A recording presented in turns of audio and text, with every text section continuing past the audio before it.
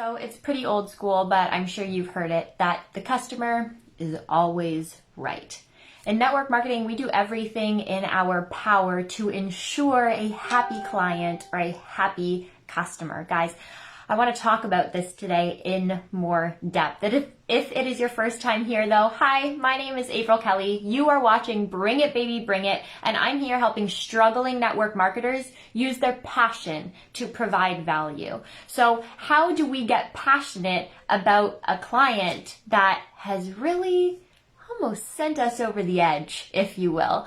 I want to address one particular scenario that I had been through and explain to you guys how I handled it, and hopefully this will help you move forward before that ever even happens to you. So first off, I have never had a client return a product. It hasn't happened. I've had clients suggest that they wanted to return products after the products were gifted to them, but haven't seen the product back. It was never returned for me. That being said, if that is the case, I really want to just kind of bring it to your attention that if you're running a business that's selling physical products, hello network marketing, you should absolutely be open to the refund or return policy that the company has created. If you are running your own business, there is no need to reinvent the wheel. Yes, it is your own business, but you are running a business structure that was already created. Again, don't reinvent the wheel. Follow the rules. Make sure that you have all of these documents available to be able to send to them. Give them links of whatever they need in order to ensure your confidence with them. You are so confident that this is the return exchange policy, period. Go by that. So that being out of the way, that's like, we're talking worst case scenario here if they want to return something. But an experience that I had gone through actually outside of network marketing, well, it was a direct sales company, but we had the opportunity to use network marketing, kind of like the company that I'm with now. But I was actually out doing cold sales, if you will, selling people car wax.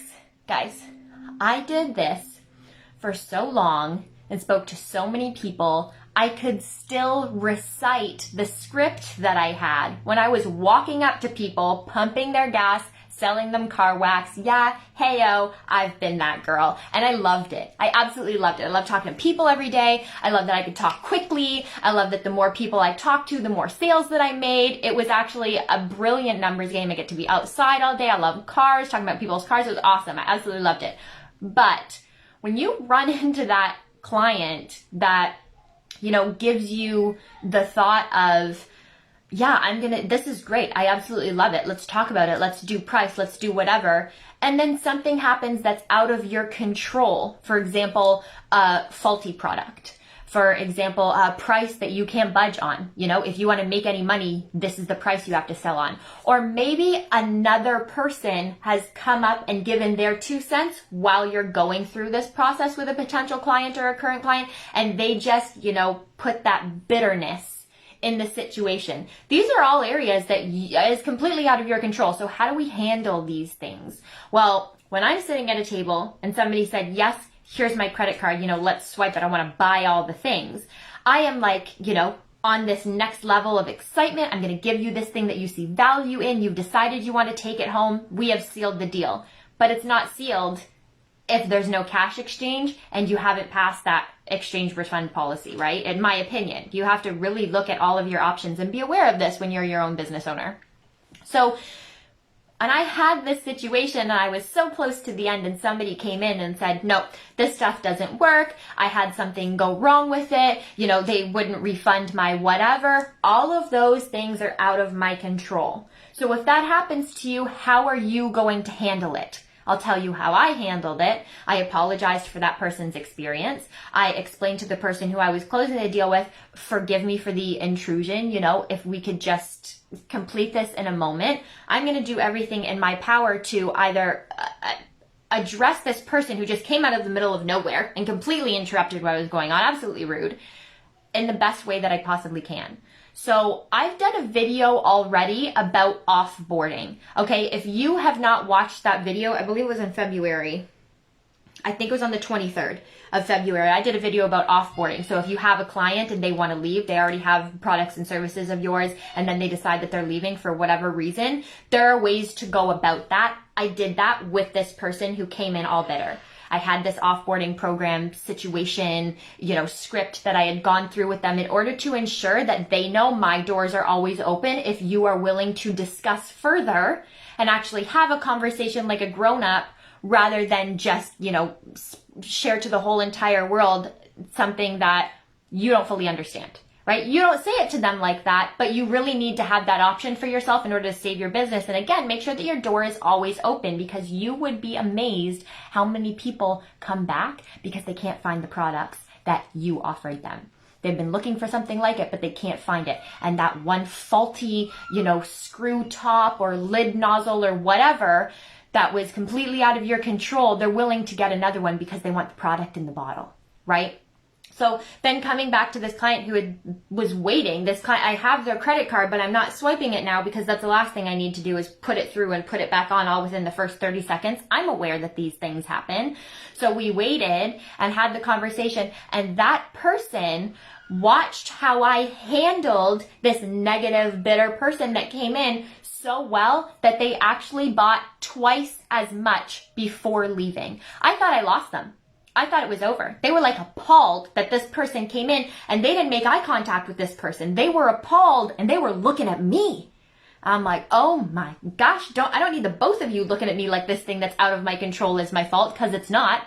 But I did my offboarding. Again, I'll put that video in the comment section. I did my offboarding. I walked through with this person. This potential and new client now has completely drank that in and thought, wow, even if something bad happens with all of this stuff, look at all of my options I still have. I'm not buckled down to anything. I can, wow, do you see the difference there?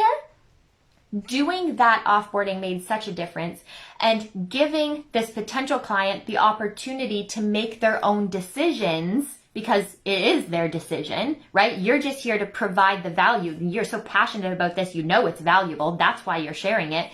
That led them to stick with me. I actually left that car wax company, and I had people still contacting me, asking me not only if I wanted to come back to the team, but if I was still selling it.